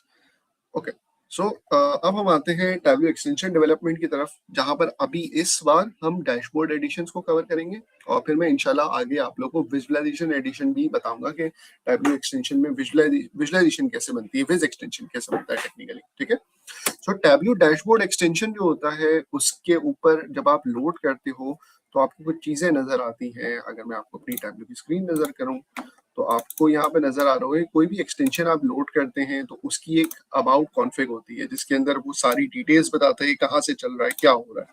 In fact अगर आप extension को जाके डालते हैं तो tableau की एक listing directory है उस लिस्टिंग डायरेक्टरी के ऊपर आप फिर सब जाके अपनी डिटेल्स डालते हैं, सब चीजें करते हैं, ठीक है। लेकिन एक बेसिक एक्सटेंशन जब आप बनाते हैं तो वो फिर आपके लोकल एक्सटेंशन के अंदर अवेलेबल होता है, जब तक आप उसको टैब्लू की डायरेक्टरी पे प्रमोट नहीं करते। अगेन फिर उसका पूरा एक वेटिंग प्रोसेस है कि आपका एक्सटेंशन अप्रूव होता है, पब्लिकली अवेलेबल होता है, and even you can monetize this as an opportunity as well. यानी कि अगर आपको एक्सटेंशन बनाने आता है तो आप इसको मोनेटाइज भी कर सकते हैं। अभी आपके सामने जो बात की थी इन्फो टॉपिक्स की, तो इन्फो टॉपिक्स का जो प्रोडक्ट है that is a freemium product, यानी कि उन्होंने कुछ विजुअलाइजेशन फ्री में दी हुई है और कुछ विजुअलाइजेशन उन्होंने कहा है कि भाई अब इससे ऊपर जाना है तो आप पेड में आ जाओ, ठीक है। तो this is an opportunity for you as a dev as well कि आप वेरियस यूज केसेस को सॉल्व करें और जो है वो आप उसकी एक पे चेक भी ले सकते हैं, वन टाइम लें या आप रिकरिंग फी लें, however it works for you, ठीक है। तो यहाँ पर हम स्टार्ट करते हैं टैब्लू एक्सटेंशन डेवलपमेंट की क्लास को। और सबसे पहले अगर आपको समझने की जरूरत है वही कि टैब्लू एक्सटेंशन काम कैसे करता है। सो बेसिकली टैब्लू की एक अपनी एक एपीआई लिखी हुई है जो कि जावास्क्रिप्ट की फाइल है जो कि टैब्लू ने होस्ट भी की हुई है, आप इसको डाउनलोड भी कर सकते हैं, ठीक है। ये टैब्लू एक्सटेंशंस की एपीआई है, आप उसको लेकर अपनी एक HTML वेब ऐप डेवलप करते हैं। वो वेब ऐप जो है वो बेसिकली एपीआई के जरिए बातचीत करती है और आपके डैशबोर्ड से या विज एक्सटेंशन है उससे वो डेटा लाके देती है। विज की अलग एपीआई है और डैशबोर्ड की अलग एपीआई है, तो आपको इसकी वर्किंग करनी पड़ेगी और दोनों के टेम्पलेटिंग, दोनों के काम, दोनों के मेथड्स सब कुछ डिफरेंट है बिकॉज डैशबोर्ड पे मॉडलिटीज इज डिफरेंट और विज के ऊपर मॉडलिटी काफी डिफरेंट है। तो सबसे पहले एक HTML ऐप बनेगी जिसके अंदर आपकी एपीआई इंटीग्रेट होगी और फिर आप एपीआई इंटीग्रेट जब करेंगे तो उसके नतीजे में आपके पास डेटा फेच हो जाएगा। जब फेच हो जाएगा तो फिर उसके बाद आप अपनी एक कस्टम लेयर लिख सकते हैं जो कि आप राइट बैक करवाना चाहते हैं या आप उसको एआई को देना चाहते हैं या आप उसके ऊपर कोई विजुअलाइजेशन करना चाहते हैं। जैसे कि मैंने अभी आपको यहाँ पे दिखाया था कि मैंने उसके ऊपर एक विजुअलाइजेशन करके और उसको कन्फर्म डेटा को ट्रांसफॉर्म कर लिया। This is not all about the AI, this is only about कि मैंने इसको ट्रांसफॉर्म कर लिया अपनी मीनिंगफुल रिपोर्ट के अंदर, ठीक है। और फिर आप इस जो आपकी ये जो फाइल होती है, प्रोजेक्ट होता है, इसका एक मैनिफेस्ट रजिस्टर करते हैं। ये मैनिफेस्ट फाइल बहुत इंपॉर्टेंट होती है। जैसे कि मैंने आपको बताया था कि कोई भी टैब्लू का एक्सटेंशन होता है तो जैसे मैंने अभी आपको ये CSV कॉल रीडर दिखाया था तो इसका एक TREX फाइल है, ठीक है। ये TREX फाइल के अंदर आपके पास इसकी पूरी एक्सटेंशन रजिस्टर्ड है कि अच्छा यार किस तरीके से काम करती है, क्या है, यहाँ पे आपका ईमेल आईडी जाता है, ये सब चीजें तो आगे ये चीजें कवर होगी, बट अब आपको एक आइडिया होगा मैनिफेस्ट क्या होती है, ठीक है। फिर आप उसको लोड कर सकते हैं इजीली, जैसे अभी मैंने आपको लोड करके दिखाया था कि लोड लोकल एक्सटेंशन, ठीक है। सो सबसे पहले स्टार्ट करते हैं। मैंने इसके बेसिकली दो प्रोजेक्ट्स बनाए। एक मेरा अपना पर्सनल प्रोजेक्ट है जो कि CSV कॉलम रीडर है। एक मैंने नोटिस किया कि इसके जितने सारे ट्यूटोरियल्स अवेलेबल थे ना उन सब के अंदर मसला ये था कि ट्यूटोरियल तो अवेलेबल है लेकिन कोई बता नहीं रहा डिटेल के अंदर कि एक के बाद एक स्टेप बाय स्टेप कौन सा मेथड क्या करता है। So I developed an extension which actually tells how to build an extension, ठीक है। तो अभी आपको उसकी चीज नजर आएगी, उसकी आपको यहाँ पे चीजें समझ में भी आएंगी। सो यहाँ पर सबसे पहले टैब्लू एक्सटेंशन जो है ना वो एक ट्यूटोरियल इंडेक्स फाइल से स्टार्ट होता है और मैं इसको खोल के दिखा भी देता हूँ आपको। सो मैं यहाँ पे जाता हूँ और ट्यूटोरियल इंडेक्स पे जाता हूँ। अगेन मैंने ये इस प्रोजेक्ट को सिंप्लीफाई रखा है, एक ही स्क्रिप्ट में काम किया है। यूजुअली जो काम जो है वो ऑब्जेक्ट ओरिएंटेड होता है तो फिर आप मल्टीपल फोल्डर्स में मल्टीपल स्क्रिप्ट्स के अंदर फाइल को तोड़ के रखते हैं ताकि आप मैनेज कर सकें कोड को, ठीक है। सो सबसे पहले मैंने ये इंडेक्स फाइल खोल दी है। अगर आप HTML CSS और थोड़ी सी जावास्क्रिप्ट जानते हैं तो it would be a plus point, नहीं भी जानते तो इट्स अ लर्निंग कर्व और जब आप सीखेंगे, जब आप पढ़ेगी, जब आप ट्राई करेंगे तो आप सीख लेंगे, ठीक है। सो सबसे पहले तो ये कुछ जावास्क्रिप्ट CSS लिखी हुई है तो फॉर नाउ इसको आप इग्नोर करें, ठीक है। और यहाँ पर टैब्लू का JS फोल्डर के अंदर मैंने एक फोल्डर रखा हुआ है जहाँ पर मेरी ये एक्सटेंशन की लाइब्रेरी अपलोड हो रही है। ये ऑनलाइन होस्टेड भी होती है और मैं इसको लोकली भी कर सकता हूँ क्योंकि मैं अपने सर्वर पे जिस पे डेवलप कर रहा हूँ उसमें मेरा इंटरनेट बंद था तो मैंने वहाँ पे लोकली डाउनलोड कर ली थी ताकि वो ऑफलाइन भी चल सके। वरना फिर आपको ऑनलाइन के लिए अगर आपकी APIs जो ऑनलाइन बात करती हैं उनको या तो नेटवर्क एक्सेप्शन देनी पड़ेगी या तो वो चलेंगी नहीं, ठीक है। तो आपको यहाँ पे मसला आ सकता है, इसलिए आप JS फोल्डर में उसको डाउनलोड करके रख लें तो बेहतर है, ठीक है। तो सबसे पहले हम बात करते हैं इस पूरे प्रोसेस की जबकि जो कि हमने स्टार्ट किया था। जैसे हमारे डॉक्यूमेंट में लिखा हुआ था कि हम Tableau extensions initialize asynchronous method के करेंगे। एसिंक्रोनस मेथड का मतलब ये होता है कि आप कोई कॉल देते हैं तो वो API उसके जवाब में जो है वो वेट नहीं करता बल्कि आपकी स्क्रीन रिलीज हो जाती है और फिर वो ऑटोमेटिकली आपके पास उसका आउटकम आ जाता है। अगर नहीं भी समझ में आया तो इट्स फाइन, जो डेवलपर्स हैं वो इस चीज को समझ रहे होंगे, ठीक है। अच्छा, तो सबसे पहले आपके पास आपने डॉक्यूमेंट में एक इवेंट लिस्नर डाला है, ठीक है। उसके अंदर आपने डॉक्यूमेंट डॉम कंटेंट लोडेड है, यानी कि जब आपका कोई भी पेज लोड होता है, जैसे फॉर एग्जांपल यहाँ पर जाता हूँ और मैं इस एक्सटेंशन को क्लोज कर देता हूँ, मैं यहाँ पे फ्रेश एक्सटेंशन लोड करता हूँ। तो जब आप पहली दफा एक्सटेंशन को लोड करते हैं, ठीक है, यहाँ पर जाता हूँ और एक्सटेंशन ट्यूटोरियल को लोड करता हूँ, तो ये अब मेरे पास जो अभी स्क्रीन आएगी वो डॉम लोडेड वाली आएगी, ठीक है। यहाँ पर अभी अच्छा सर्वर मैंने बंद कर दिया, सॉरी, इसके सर्वर में स्टार्ट कर लेता हूँ, सर्वर में स्टार्ट करता हूँ। सर्वर स्टार्ट करने का मैं पहले भी बता चुका हूँ आपको कि आपको सर्वर स्टार्ट करना होता है, जिसके अंदर मैंने tutorial.html को दिया है और वहां पे ऑटोमेटिकली जो है वो ये चीज स्टार्ट हो जाएगी, ठीक है।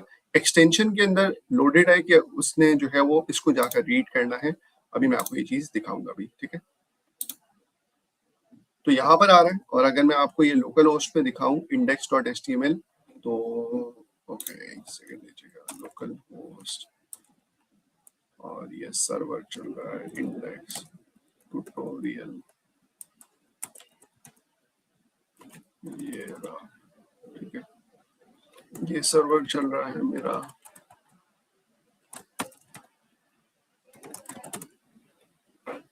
लोकल होस्ट 8000 ठीक है, ये मेरे पास चल रहा है, ठीक है। तो यहाँ पर ये डायलॉग का चल रहा है और ये ट्यूटोरियल जो हमारा इंडेक्स है वही आ रहा है। तो आप ये नोटिस किया कि यहाँ पे ये इंडेक्स आ रहा है, तो ये मेरा सर्वर चल रहा है, लोकल होस्ट 8000 के ऊपर ट्यूटोरियल इंडेक्स चल रहा है, ठीक है। और एक और मैंने डायलॉग नाम का बनाया हुआ है, जिसके अंदर वो डायलॉग फायर होता है। तो अगर आप यहाँ पे देखेंगे तो डायलॉग आ रहा है, सॉरी डायलॉग नहीं आएगा, ट्यूटोरियल डायलॉग आएगा, जो मैं आपको अभी पिछली स्क्रीन में दिखाया था, ठीक है। अभी फॉर नाउ उसको भूल जाए और इसको ध्यान में रखिए, जब ये लोड होगा तो ये मेथड कॉल हो रहा है, इस मेथड के ऊपर बेसिकली इनिशियलाइज एसिंक्रोनस मेथड होता है और कॉन्फ़िगर सेट है। अब कॉन्फ़िगर क्या है? कॉन्फ़िगर एक मेथड है जो कि आपको ऊपर नजर आएगा इसके अंदर, ये मैं आप लोगों से शेयर भी कर दूंगा। कॉन्फ़िगर क्या करता है? एक डायलॉग को यूज करता है, अगेन डब्ल्यू की एक्सटेंशन एपीआई के अंदर डायलॉग को यूज कर रहा है और डायलॉग एचटीएमएल को कॉल कर रहा है, ठीक है। और उसकी विड्थ और हाइट को डिफाइन कर दिया कि कितने डब्बे के अंदर उसने खोलना है।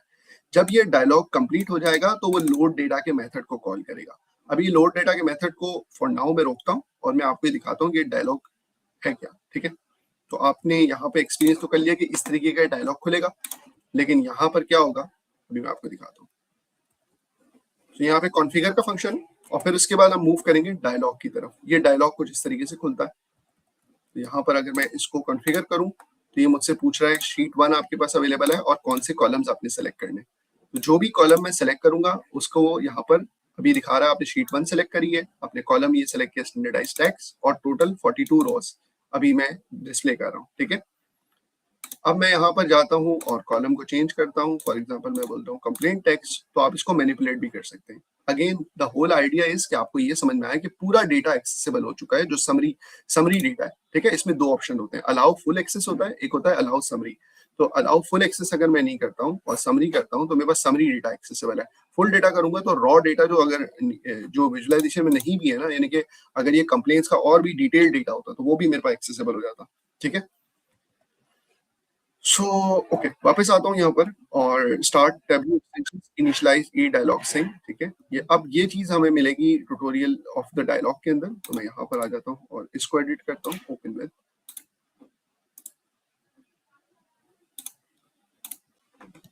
ओके,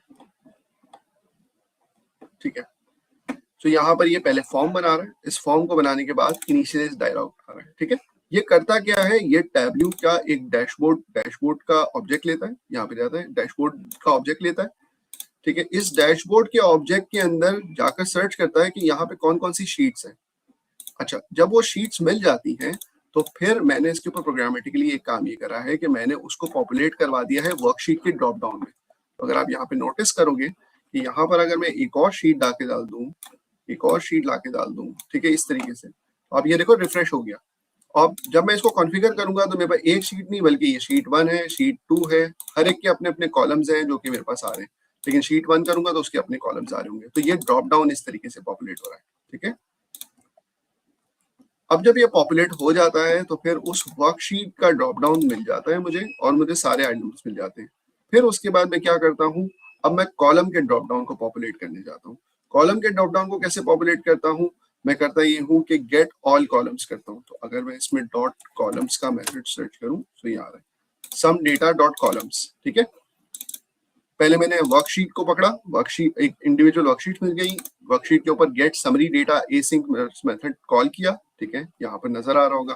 ठीक है, और फिर उसके बाद जो है वो हमने क्या किया, सिंपली उसकी सारी शीट्स के नाम लेना शुरू करे, यानी कि वर्कशीट का गेट समरी डेटा, वर्कशीट का समरी डेटा ले लो। ठीक है, और जब वो समरी डेटा मिल गया तो मैंने फिर यहाँ पर समरी डेटा के तमाम कॉलम्स को पकड़ा, उन कॉलम्स को अगेन उसी तरीके से अपेंड कर दिया एक लिस्ट के अंदर, जो कि मेरे पास यहाँ पे लिस्ट नजर आ रही थी आपके कॉन्फ़िगर के अंदर।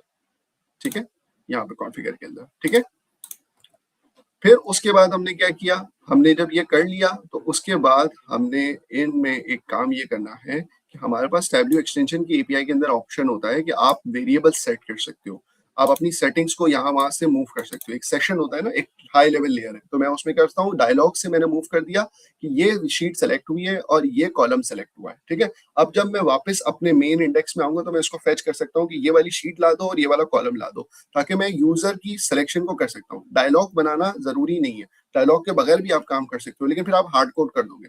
लेकिन आपने डायलॉग लिया तो डायलॉग में यूजर की सिलेक्शन इज द आउटकम, तो आपने वो सिलेक्शन को प्रमोट किया टैब्ल्यू की सेटिंग्स में, और बाद में आपको नजर आएगा कि हम ये सेटिंग्स को बाद में गेट कर रहे होंगे। समझे कि एक की वैल्यू का पेयर है बेसिकली। ठीक है, उसके बाद आपने सेटिंग्स को सेव किया। ठीक है, सेटिंग सेव हो गई, आपने क्लोज कर दिया डायलॉग, और अगर कोई एरर है तो आपने उसको कैचअप कर लिया। अब ये काम करने के बाद हम दोबारा से किस में आ जाएंगे, अब आ जाते हैं अपनी जो टॉपिक्स हैं उसके अंदर लोड डेटा पे आ जाते हैं। ठीक है, लोड डेटा पे जब आते हैं तो लोड डेटा क्या काम करता है, जैसे कि मैंने आपको बताया था टैब्ल्यू एक्सटेंशन सेटिंग्स पहले सेट था, यहाँ पर आपने नोटिस किया होगा सेट था। ठीक है, अब यहाँ पर आ गया है गेट, तो मैंने वर्कशीट का एट्रीब्यूट ले लिया, तो मुझे पता चल गया कि भाई कौन सी वर्कशीट सेलेक्टेड है और कौन सा कॉलम सेलेक्टेड है। ठीक है, उसका कॉलम नंबर मैंने सेलेक्ट कर लिया, पहला है, दूसरा है, तीसरा है। ठीक है, तो मैंने क्योंकि तीसरा कॉलम सेलेक्ट किया हुआ है, यहाँ पर अभी दूसरा कॉलम सेलेक्ट किया हुआ है, तो कॉलम नंबर 2 है, 1 और 2। ठीक है, फिर उसके बाद जो है वो आपके पास अगेन ये तो एक एरर हैंडलिंग है अगर कोई भी सिलेक्शन ना की हो। ठीक है, फिर उसके बाद हमने क्या किया, worksheet dot get a summary data dot sync, वही चीज हमने कॉल की है, इसका कोई डायलॉग से लेना देना नहीं है, दोबारा से हमने समरी को कॉल किया है। ठीक है, हमने सिर्फ ये काम इसलिए किया है क्योंकि हम सारा डेटा शेयर करें वर्कशीट के मुताबिक, और जो कॉलम सेलेक्ट किया है उसको हमने खास एक क्लास दी हाईलाइट के नाम से, तो वो ग्रे कलर से हाईलाइट हो रही है। तो आपको शुरू में ये जो CSS नजर आ रही थी, इसमें जो ग्रे कलर नजर आ रहा है वो आ रहा है। अब अगर फॉर एग्जांपल इसको लाइट ग्रे से आप बोलते हैं नहीं यार लाइट ग्रे नहीं करना, मुझे इसको लाइट ग्रीन करना है, तो अभी आपको ये लाइव नजर आ जाएगा कि भाई आप इसको यहाँ से रिलोड करें तो ये लाइट ग्रीन हो गया। ठीक है, तो ये CSS प्ले हो रही है। ठीक है, अब हमने सिर्फ इसको हाईलाइट किया है, और फिर इवेंचुअली ये जो मेरा पूरा डेटा आ चुका है इसको मैंने सिर्फ डिस्प्ले करवाया एज एन HTML। अब आप इसके ऊपर जब डेटा आ गया है तो आप इसके ऊपर कोई भी चीज प्ले कर सकते हो, आप इस डेटा के ऊपर AI भी लगा सकते हो, आप इस डेटा को प्रोसेस करके CSV को रीड भी कर सकते हो, कोई भी कॉलम प्रोसेसिंग भी कर सकते हो। अब यही वो इंस्पिरेशन है कि जो मैंने यहाँ पर ये एक्सटेंशन बनाया है और इसको कॉमा सेपरेटेड को प्रोसेस किया है, तोड़ा है, जावास्क्रिप्ट के अंदर प्रोसेस किया है, उसकी फ्रीक्वेंसीज बनाई है, उसके ऊपर एक चार्ट बनाया है, और फिर उसको जो कंप्लीट करके लगा दिया।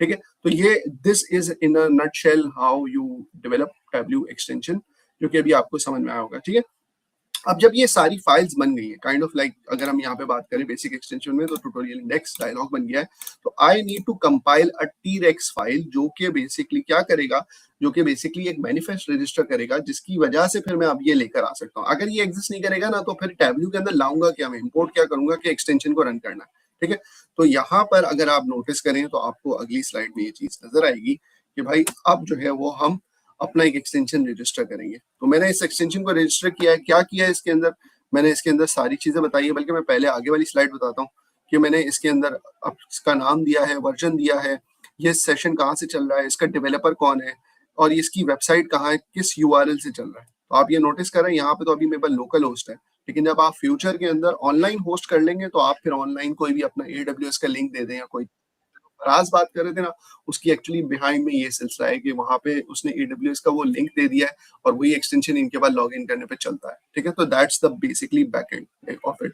अच्छा, सवाल ये है कि सर ये जो T-Rex है मैं कैसे जनरेट करूंगा? बहुत ईजी है, आप किसी और की सैंपल प्रोजेक्ट डाउनलोड कर लो, उसकी T-Rex को कॉपी पेस्ट करके चेंजेस कर लो, या एक और मैंने वेबसाइट देखी है जिसमें इन्होंने जो है वो स्लाइस ऑफ कीज जो है वो ये जनरेट करने का ऑप्शन दिया है। स्लाइस, इसका नाम भी इसने क्या रखा है, स्लाइस ऑफ कीज, ठीक है। तो यहाँ पर T-Rex जनरेटर है, तो यहाँ पर आप अपना जाके नाम डालो, एक्सटेंशन आईडी डालो, सब सारी डिटेल डालो, और डिटेल डालने के बाद जो है वो आप यहाँ पे डाउनलोड कर सकते हो अपनी T-Rex। अगेन इसमें ऑप्शन है फुल डेटा एक्सेस चाहिए या नहीं चाहिए। फुल डेटा एक्सेस आप हर बार मत लीजिएगा, क्योंकि बहुत सारे यूजर्स जो है, अगर फॉर एग्जांपल आप एक्सटेंशन डेवलप कर रहे हैं और आपका काम समरी से लेना देना है, आप बिला वजह फुल एक्सटेंशन करेंगे तो यूजर आपको रिजेक्ट करता रहेगा, यूजर रिजेक्ट करेगा तो आपका एक्सटेंशन चलेगा नहीं, ठीक है। तो इस चीज को देखकर परमिशंस को यूज करेंगे, ठीक है। तो आई होप कि आपको ये समझ में आया होगा कि ये मैनिफेस्ट कैसे जनरेट होता है, और यही वो मैनिफेस्ट T-Rex फाइल है जो कि मैं टैब्ल्यू के अंदर इंपोर्ट करता हूँ। अब ये आप एक्सटेंशन कैसे बना सकते हैं, और इतने छोटे सेशन में आप पूरा तो इसको सीख नहीं सकते, तो आप कॉपी पेस्ट करेंगे और चीजों को सीखेंगे। तो भाई टैब्ल्यू ने ऑफिशियल आपको कुछ GBA डॉक्यूमेंट्स दिए हैं, आप इसको यूटिलाइज करें। टैब्ल्यू GitHub IO है, इसके ऊपर ऑफिशियल कम्युनिटी ने अपने API के जो है वो आपको वो दिए हुए हैं, एग्जाम्पल दी हुई है। तो यहाँ पे मैं दिखा देता हूँ, टैब्ल्यू community extensions। So ये this is where community ने अपने extensions बना के डाले हुए हैं, तो आप इसको डाउनलोड कर सकते हैं, पूरा सोर्स कोड दिया हुआ है, तो इनको चेंजेस कर सकते हैं। एंड बिलीव मी, सच्ची बात बताऊं, सबसे पहले जब मैंने सीखना शुरू किया था तो मैंने किसी और का T-Rex डाउनलोड किया था 3 साल पहले, और फिर मैंने उसके अंदर मॉडिफिकेशन करना स्टार्ट की। And this is how you learn, ठीक है। स्क्रैच से आप कोई भी चीज बना नहीं सकते। दूसरा एक और यहाँ पर एक ऑब्जर्वेबल HQ है जिसके अंदर एक्सटेंशन का टेम्पलेट है, तो ऑब्जर्वेबल पे आ जाता हूँ, यहाँ पे दिखा देता हूँ। तो इसने पूरा स्टेप बाय स्टेप पूरा टेम्पलेट बताया है किस तरीके से काम होता है। यहाँ पर उसने चार्ट डेटा दिया है, फिर कॉन्फ़िगरेशन कैसे करनी है, आपको कस्टम विजुअल बताया है, किस तरीके से उसको लेके चलना है। तो वो पूरा स्टेप बाय स्टेप ये सब चीजें यहाँ पर दी हुई हैं, ठीक है। इसके अलावा आज की दुनिया के अंदर बहुत आसानी है, आप वाइट कोड कर सकते हैं और AI आपको बहुत कुछ बना के दे सकता है। To be honest, believe me, मेरा जो बेसिक एक्सटेंशन था उसको मैंने वाइट कोड करके एक नेक्स्ट लेवल पे ले गया, लेकिन उसके दरमियान मेरी एक लर्निंग थी। वो ये लर्निंग ये थी कि आप वाइट कोडिंग को इस्तेमाल कर सकते हो अपने एरर्स को सॉल्व करने के लिए। यहाँ पे मैंने एरर दिया हुआ है, फिक्स कर दो इसके अंदर एरर। वो जावास्क्रिप्ट को बड़ी अच्छी तरीके से क्लाउड जो है वो उसको कर सकता है, वर्किंग कर लेगा। चैट GPT को आप दोगे, यार ये वर्किंग कोड है, ये बिल्कुल ठीक चल रहा था, इसके अंदर मसला है, ये एग्जाम्पल कोड है, मेरे कोड को इम्प्लीमेंट कर दो, वो उसके अंदर एरर ठीक कर देगा। लेकिन अगर आप स्क्रैच से उसको बनाने को बोलेंगे तो वो नहीं बना पाएगा। उसकी वजह ये कि तमाम AI टूल्स जो है वो टैब्ल्यू की जो एक्सटेंशन डेवलपमेंट है उसके ऊपर एक्सटेंसिवली ट्रेन नहीं है। तो इसके लिए आपको क्या करना पड़ेगा, जब आप प्रॉम्प्ट करेंगे तो सबसे पहले उसका कॉन्टेक्स्ट डेवलप कीजिए। कॉन्टेक्स्ट कैसे डेवलप कीजिए, Tableau GitHub.io extension API document है, यहाँ पे जाता हूँ, Tableau GitHub API document, API। So this is where extension API is, ठीक है। तो यहाँ पर ये पूरा एक प्रोजेक्ट है, इसका डॉक्यूमेंटेशन भी मौजूद है, ठीक है। तो मैं इधर चले जाता हूँ, ये रहा, ठीक है। इसको क्लिक करते हैं, ये पूरा एक्सटेंशन का। अब आप डैशबोर्ड एक्सटेंशन बना रहे हैं तो उसको क्लिक करें, इस पेज पे ले जाएं और फिर इसको दें कि भाई ये लें, और ये जो है वो कॉन्टेक्स्ट में रखें। आप उसके कॉपी पेस्ट करें प्रॉम्प्ट के अंदर कि भाई पहले जाकर इस डॉक्यूमेंट को स्टडी करो। जब आपने स्टडी कर लिया तो ask me you are ready, जब वो बोलेगा आई एम रेडी, तो देन फिर आप उसको बताना शुरू करो कि अच्छा भाई ये करो, फिर ये करो, मुझे ये फाइल बना के दो। Again at a global level आपको खुद मैनेज करना है कि वो किस तरीके से करके दे। इवेंचुअली वाइट कोडिंग आपको हेल्प करेगी, एंड टू एंड आपका प्रोजेक्ट करके नहीं दे देगी। हाँ, हो सकता है कि अगर आप फॉर एग्जाम्पल एंटी ग्रेविटी या इस तरह के टूल्स में जाएं और स्किल MD और ये सब चीजें बनाएं तो शायद ये भी चीजें पॉसिबल हो जाए, और फ्यूचर में अभी आ जाएगा कोई ना कोई टैब्ल्यू का जो एक्सटेंशन डेवलपमेंट का स्किल है ना वो बना के रख देगा। तो वो एक्सटेंशन डेवलपमेंट बनाने का स्किल आप जब वो डाउनलोड करेंगे तो आपके लिए प्लग एंड प्ले होगा, फिर आपको इस अजियत से भी गुजरना नहीं पड़ेगा, ठीक है। तो इंशाल्लाह आपको बेस एक्सटेंशन भी सिखाएंगे होपफुली फ्यूचर के अंदर, but for today this is it. और आई होप कि आपको ये चीज समझ में आई होगी और इंस्पायर भी की होगी।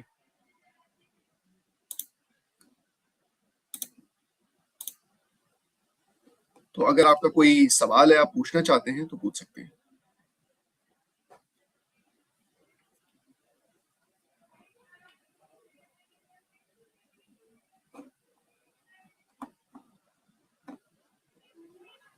बकार आपका कोई सवाल है, फराज आपका कोई सवाल है?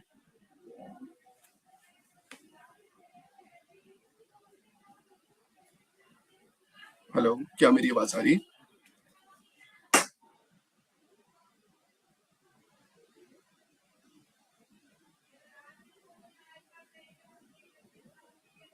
हेलो, क्या आप मेरी आवाज सुन सकते हैं?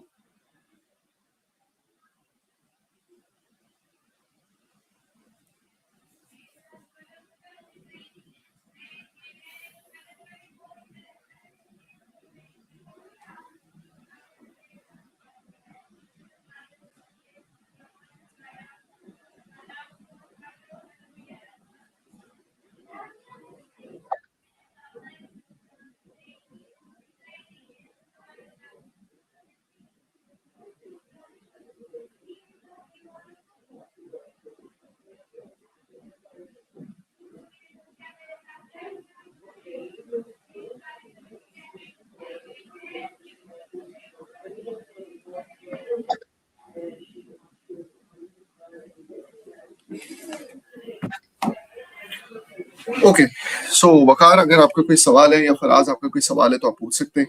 आई होप कि आप लोगों को क्विक ओवरव्यू हो गया होगा। अगर कुछ दोस्तों को नहीं भी समझ में आई, it serves as a future reference for developers who are looking to develop extensions. Thank you, Misam, for this additional insights in regarding creating a Wiz extension, separate custom extension. क्योंकि मेरे पास एक यूज केस है, तो मैं उस पर काम कर रहा था। हमारे ध्यान में ये आ रहा था, यार हम कोई डेवलपर हायर करके एक्सटेंशन बना सकते हैं, क्योंकि वो जो विजुअलाइजेशन हमें क्रिएट करनी है वो नेटिवली अवेलेबल भी नहीं है, और उस पर कम्युनिटी के ऊपर भी हमने काफ़ी सर्च करके देखा, वो भी उस पर भी अवेलेबल नहीं है। तो उसका एक ही सोल्यूशन है कि एक्सटेंशन बनाई जाए। मुझे नहीं पता था कि कस्टम एक्सटेंशन बनाना भी पॉसिबल है हमारे लिए भी, तो लेकिन फिर भी स्टिल मैं किसी न किसी डेवलपर की हेल्प लूँगा इसमें, ताकि वो हमें बना बिल्कुल, के। इट इज वाइज कि आप डेवलपर की हेल्प ले लें, और वक्त के साथ साथ जब आपकी एक दो एक्सटेंशन बना के प्रोफिशिएंसी बन जाएगी तो फिर आप खुद भी कर सकते हैं, कोई इशू नहीं। हाँ, चलें, थैंक यू सो मच यार for sharing this. Most welcome. I hope के बाकी जो डेवलपर फ्यूचर में, जो भी फ्यूचर के टैबलेट डेवलपर्स होंगे, वो जब देखेंगे तो, क्योंकि एक्सटेंशन डेवलपमेंट का कोई उर्दू में ट्यूटोरियल नहीं था, आई थॉट के क्यों ना हम बनाएं और लोगों को प्रोवाइड करें उर्दू में, लोगों को समझ में आए कि किस तरीके से। ज़बरदस्त, बहुत अच्छा इनिशिएटिव था, thank you. Perfect, thank you so much Waqar. Okay, so दोस्तों, थैंक यू सो मच आज के सेशन के लिए, एंड मैं इस वक्त सेशन को यहाँ पे साइन ऑफ कर रहा हूँ। इंशाल्लाह फिर अगले किसी टैब यूजर ग्रुप में मीटअप में मिलेंगे, वकार भी अनाउंस करेंगे मीटअप को, आप जरूर ज्वाइन कीजिएगा, और इंशाल्लाह फिर मुलाकात होती है। तो मैं यहाँ पे रिकॉर्डिंग को क्लोज कर रहा हूँ। थैंक यू सो मच, अल्लाह हाफिज। अल्लाह हाफ़िज़।